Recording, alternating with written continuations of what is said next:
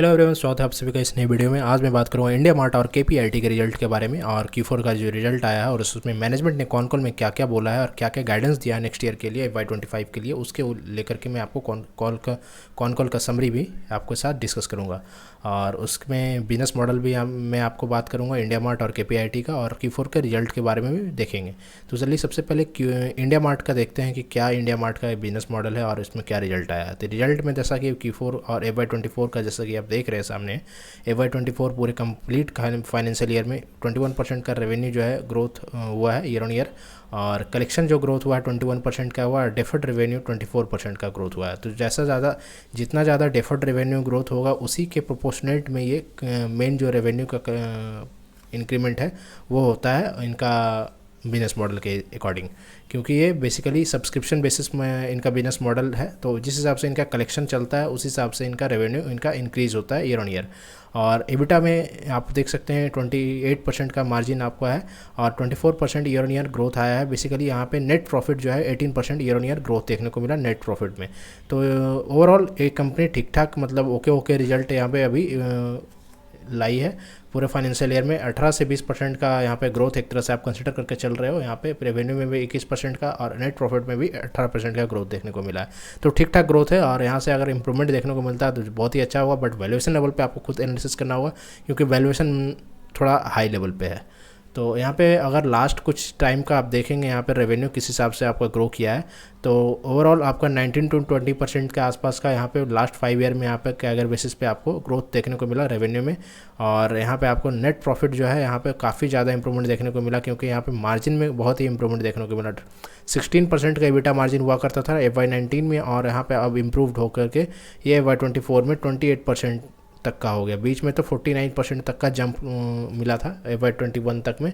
But अब जो है कंपटीशन लेवल काफ़ी ज़्यादा इंक्रीज हुआ वहाँ पे बिजनेस में, और वहाँ से काफ़ी ज़्यादा यहाँ पे थोड़ा सा मार्जिन लेवल पे आपको डिक्रीमेंट देखने को मिला। तो ओवरऑल जो है लास्ट 5 ईयर का ग्रोथ काफ़ी अच्छा रहा है, और वहाँ पे 76% का नेट प्रॉफिट में ग्रोथ देखने को मिला।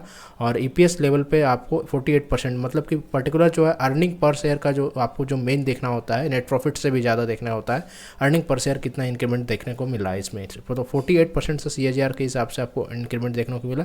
बट लास्ट कुछ टाइम से आप देखेंगे कि यहाँ से FY21 से लेकर के FY24 में कुछ ज़्यादा आपको देखने को नहीं मिल रहा है ग्रोथ। वहाँ पे काफ़ी स्लगिशनेस आपको देखने को मिला।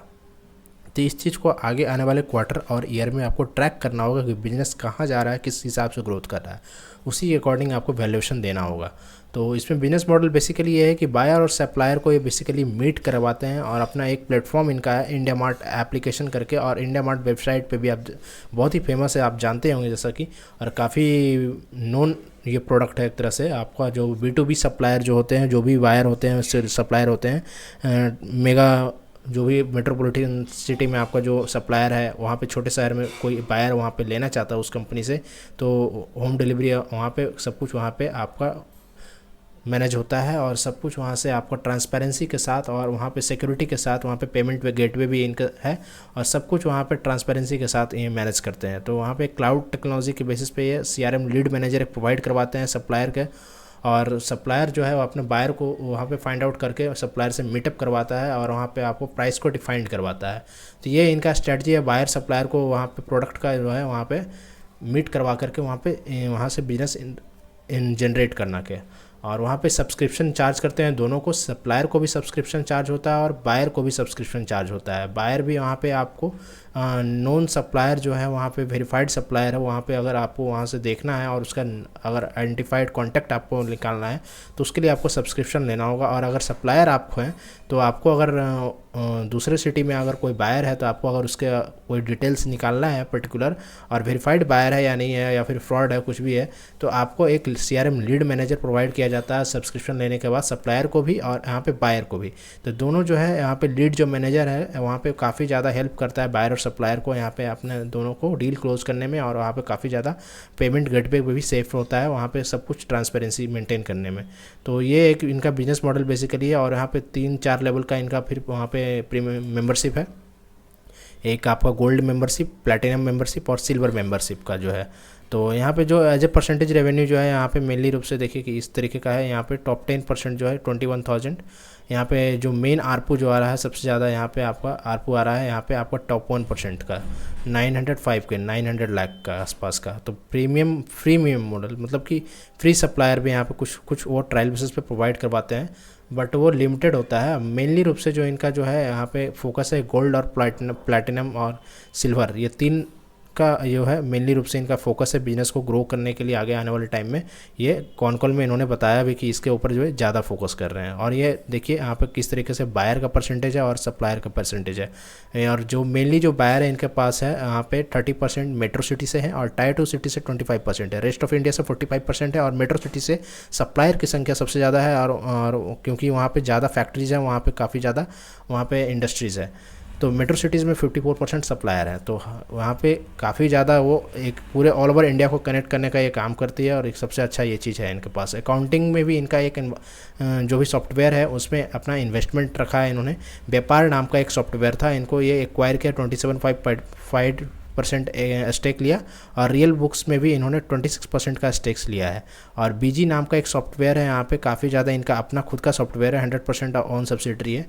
तो बहुत ही अच्छा इनका अपना खुद का एक सॉफ्टवेयर भी यहाँ पे वो सब कुछ यहाँ पे स्टेक ले रखा है।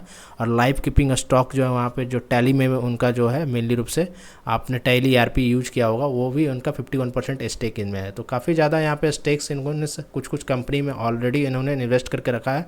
और इसके अलावा भी यहाँ पे बहुत सारे स्टार्टअप्स कंपनी हैं जो कि इसमें भी इन्होंने ऑलरेडी इसमें इन्वेस्टमेंट कर रखा है। हर चीज़ में आप देख सकते हैं 10 to 25% तक का इनमें स्टेक ले रखा है। और जब भी यहाँ पे अगर वहाँ पे कोई ग्रोथ आता है, शिपिंग कंपनी में इनका है। और यहाँ पे बहुत सारा यहाँ पे आप देख सकते हैं लीगल टेक प्लेटफॉर्म में है, इनवॉइसिंग कंपनी में है, लॉजिस्टिक में है। हर एक सेक्टर में जो इनका जो अपना एक कोर सेक्टर जो है लॉजिस्टिक, ट्रांसपोर्टिंग, अकाउंटिंग, सभी तरह के जो भी स्टार्टअप कंपनी है उसमें स्टेक उन्होंने ले रखा है। तो यहाँ पे कॉल में क्या गाइडेंस दिया है उसके ऊपर मैं बात करता हूँ। कॉल में इन्होंने बोला यही कि यहाँ पे जो lot more confidence 30% EBITDA margin का जो है इन्होंने दिखाया है, क्योंकि जो अभी 28% के आसपास चल रहा है, 24-28% के आसपास, वो 30% के आसपास सस्टेन करने के लिए नेक्स्ट ईयर में वो ट्राई करेंगे। और यहाँ पे 20% ग्रोथ जो ऑलरेडी जो चल रहा है वही ग्रोथ इन्होंने अभी गाइड किया है नेक्स्ट ईयर के लिए भी। जैसा कि मैंने बताया कि 80% कलेक्शन जो है आ रहा है प्रीमियम सेगमेंट से, गोल्ड और प्लैटिनम से आ रहा है। प्लैटिनम 12% यहाँ पे कंट्रीब्यूट कर रहा है और यहाँ पे गोल्ड 35% करीब कंट्रीब्यूट कर रहा है वहाँ पे ओवरऑल सब्सक्रिप्शन बेसिस के नंबर ऑफ सब्सक्रिप्शन बेसिस पे। बट वहाँ पे प्रीमियम जो आ रहा है वहाँ पे 80% आ रहा है, मतलब कि वहाँ पे जो आरपू है वहाँ पे काफ़ी ज़्यादा है। और जैसे जैसे इनका डेफर्ड रेवेन्यू ग्रोथ जो है वहाँ पे इंक्रीज़ होगा, कलेक्शन ग्रोथ इंक्रीज़ होगा, वहाँ पे मेन जो रेवेन्यू ग्रोथ है उसी हिसाब से वहाँ पे इंक्रीज होते हुए देखने को मिलेगा। तो जो सबसे ज़्यादा मेन टर्मिनोलॉजी पॉइंट वहाँ पे आपको ट्रैक करना होगा कलेक्शन ग्रोथ, कलेक्शन किस हिसाब से इनका इंक्रीज हो रहा है। तो यही एक इंडिया मार्ट का आपको मेन फैक्टर देखना होगा आने वाले क्वार्टर में। और मार्जिन किस तरीके से इनका इंक्रीज हो रहा है, तो ऑपरेटिंग लेवरेज भी मिलेगा अगर 30% मार्जिन ये कर पाते हैं तो इस चीज़ को आपको देखना होगा। बाकी वैल्यूएशन अपने लेवल पे देखिए। और चलिए KPIT के बारे में भी देखते हैं, KPIT का बिजनेस मॉडल क्या है, रिजल्ट कैसा है। KPIT काफ़ी अच्छा एक कंपनी है, ER&D बिजनेस में इनका है, इंजीनियरिंग रिसर्च एंड डेवलपमेंट में है। और वहाँ पे ऑटोमोटिव सॉल्यूशन में प्रोवाइड करवाती है, digital solution, AI solution provide करवाती है। काफ़ी वेल नोन कंपनी है KPIT और काफ़ी अच्छे खासे ग्रोथ कर रही है लास्ट कुछ साल से। और वहाँ पे FY24 में काफ़ी अच्छा इन्होंने ग्रोथ दिया, कॉन्स्टेंट करेंसी टर्म में 40% का ग्रोथ देखने को मिला यहाँ पे आपको FY24 में इनका बिजनेस में। और जो है वहाँ पे जो गाइडेंस दिया था, इंक्रीज्ड गाइडेंस, उसको भी बीट किया। पहले गाइडेंस नॉर्मल दिया, फिर उसको इंक्रीज किया, फिर वहाँ पे उसको भी बीट किया। और काफ़ी से पता चलता है कि अंडर गाइडेंस आउट परफॉर्म जो है वहाँ पे काफ़ी अच्छा मैनेजमेंट वहाँ पे परफॉर्म कर रही है। और पैट ग्रोथ जो वहाँ पे 47% का देखने को मिला ईयर बेसिस पे। तो ये Q4 का मैं बात कर रहा हूँ, Q4 में पैट ग्रोथ काफ़ी अच्छा देखने को मिला 47% का। और जो मार्जिन जो है वहाँ पे कांस्टेंट वाला गाइडेंस दिया है नेक्स्ट ईयर के लिए 20.5% के आसपास का EBITDA मार्जिन, जो कि इस करंट ईयर में भी 20.3% का रहा है। और रेवेन्यू ग्रोथ 18 से 22% का जो है FY25 में इन्होंने दिया है। तो वो बहुत ही कंजर्वेटिव बेसिस पे मेनली रूप से ये गाइड देते हैं इनका मैनेजमेंट, बहुत ही मेनली वो ओवर कॉन्फिडेंट होकर के नहीं देते हैं ताकि वो आउट परफॉर्म कर पाए। इसमें जो मेनली रूप से आपका जो बिजनेस है आपको देखने को मिलेगा, स्ट्रॉन्ग टीसीवी वैल्यू है। वहाँ पे जो मेन जो लीडिंग यूरोपियन कार मैन्युफैक्चरर है वो केपीआईटी को सिलेक्ट किया है अपने पार्टनर के लिए, पार्टनर के तौर पे पावर ट्रेन के लिए, इलेक्ट्रिक पावर ट्रेन लगता है वहाँ पे ईवी में। तो उसके लिए एक यूरोपियन जो लीडिंग कार मैन्युफैक्चरर है वो इनका एक टाई अप हुआ है इनके साथ। होंडा के साथ भी इनका टाई अप है, इनका ऑलरेडी फिर रिनॉल्ट के साथ टाई अप है। तो जितने बड़े बड़े ब्रांड हैं ग्लोबल लेवल पे आपको उनके साथ ये टाई अप कर रहे हैं और वो काफ़ी ज़्यादा वो प्रोडक्ट वहाँ पे डेवलप करके वो उनको कस्टमर के तौर पे उनको दे रहे हैं। और अभी लास्ट में लास्ट मंथ में जो फरवरी का जो था, कोचीन शिपिंग यार्ड के द्वारा जो है वहाँ पे आपको इंडियाज़ जो है first hydrogen fuel cell vessel का यहाँ पे डेवलप किया गया है, जो कि वहाँ पे इनॉग्रेट किया गया प्राइम मिनिस्टर के द्वारा। तो फिर वहाँ पे काफ़ी अच्छा खासा यहाँ पे फर्स्ट हाइड्रोजन फ्यूल सेल, मतलब कि आने वाले टाइम में जो सीपी जो जहाज़ है आपका पानी वाला वहाँ पे हाइड्रोजन फ्यूल से वहाँ पे चलता हुआ देखने को मिलेगा। तो उसका जो सेल वेसल जो होता है उसको ये डेवलप कर रहे हैं और काफ़ी ज़्यादा इन्होंने अच्छा खासा वहाँ पर अचीवमेंट पाया है। तो यहाँ से भी एक बिजनेस मॉडल जनरेट हो सकता है आने वाले टाइम में। इनका जो वर्टिकल देख रहे हैं आप, पैसेंजर कार से सबसे ज़्यादा यहाँ पे आपको ग्रोथ देखने को मिला ईयर ऑन ईयर यहाँ पे Q4 में भी, और कमर्शियल व्हीकल में थोड़ा सा स्लो डाउन देखने को मिला है। और वहाँ पे जो ज्योग्राफी वाइज अगर आप देखेंगे कि किस तरीके से ग्रोथ हुआ है, तो यूरोप और एशिया में काफ़ी अच्छा ग्रोथ देखने को मिला। और बट यहाँ पे यूएस में थोड़ा इंटरेस्ट रेट हाई है, इसलिए वहाँ पे प्रॉब्लम देखने को मिला, कुछ खास ज़्यादा ग्रोथ देखने को नहीं मिल पा रहा है। तो जैसे इंटरेस्ट रेट तो वहाँ पे डाउन होगा तो थोड़ा सा यहाँ से भी इम्प्रूवमेंट देखने को मिलेगा, जिस हिसाब से वहाँ पे व्हीकल का सेलिंग आएगा। तो वहाँ पे अब आपको केपीआईटी ने गाइडेंस क्या दिया उसके ऊपर भी देखते हैं। केपीआईटी जो मेनली जो मैंने बताया है कि एआई डिजिटल सॉल्यूशन में काम कर रही है मेनली रूप से, और माइक्रोसॉफ्ट एज्योर के साथ भी वो उन्होंने टाई अप किया है, और उनके साथ जो है जनरेटिव एआई के साथ टाई अप करके अपने जो डिवाइस में वो काफ़ी ज़्यादा इंप्रूवमेंट करना चाह रहे हैं। सब कुछ एआई बेसिस मॉडल पे वो काफ़ी अच्छा खासा डेवलप करना चाह रहे हैं। तो टोटल टीम साइज अभी 13,000 का है और काफ़ी ज़्यादा ये लार्जेस्ट ऑटोमोटिव सॉल्यूशन के तौर पे ये काम कर रही है। और इनका कहना है कि FY25 में 18 से 22% जो मैंने बताया है आपको कि अंडर गाइडेंस दिया है इन्होंने। R&D spend continue will do in good amount. Gold and platinum client has big head room to grow. जो मेनली जो रूप से जो गोल्ड एंड प्लेटिनम मतलब कि जो प्रीमियम कार जो क्लाइंट है इनका, वो काफ़ी ज़्यादा यहाँ पे खासा ग्रो करने के लिए चांसेस हैं यहाँ से। तो focus on hybrid is also है, एंड हाइब्रिड कार के ऊपर भी काफ़ी ज़्यादा इनका R&D चल रहा है, और वहाँ पे काफ़ी ज़्यादा यहाँ से आपको आने वाले टाइम में आपको रेवेन्यू देखने को मिलेगा। तो यहाँ पे काफ़ी ज़्यादा ह्यूज अपॉर्चुनिटी है। सोडियम आयन में भी इनका काफ़ी ज़्यादा अच्छा खासा रिसर्च चल रहा है, और कि ये अगर आता है तो लिथियम आयन को रिप्लेस करने का बहुत ही बड़ा ये इंडिया में नंबर 1 कंपनी बन सकता है। सोडियम आयन अपॉर्चुनिटी यहाँ पे अगर ये क्रैक करती है तो, जिस तरह से उन्होंने हाइड्रोजन फ्यूल सेल में उन्होंने क्रैक किया। तो ये दोनों बिजनेस जो है ये फ्यूचरिस्टिक बिजनेस है, दोनों काफ़ी ज़्यादा यहाँ से आपको यहाँ पे लीड लेते हुए दिख रही है केपीआईटी पूरे ऑल ओवर इंडिया में। तो यहाँ पे अगर जैसे ही यहाँ पे अगर कमर्शलाइज होता है जिस टाइम से, तो वहाँ पे काफ़ी ज़्यादा यहाँ पे ग्रोथ आने का अपॉर्चुनिटी है पूरे कंट्री में, पूरे ग्लोबल बेसिस पे।